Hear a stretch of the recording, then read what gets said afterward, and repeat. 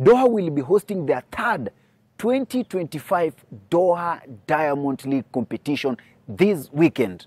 Na pale ndani ya Doha kutakuwa na majina tofauti tofauti ya kuangazia.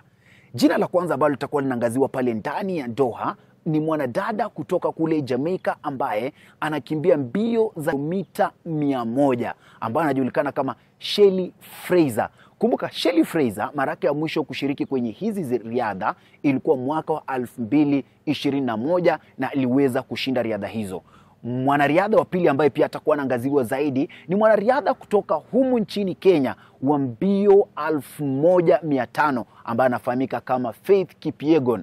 Faith Kipyegon ambaye pia atakuwa anajihusisha kwenye hizi riadha. Hii ni baada ya kufanya vyema kwa mbio za Olimpiki mwaka uliopita na pia ana rekodi nzuri kwa World Championships. Alafu pia mwingine ambaye tutakuwa tunamwangazia zaidi ni Wilfred Yavi.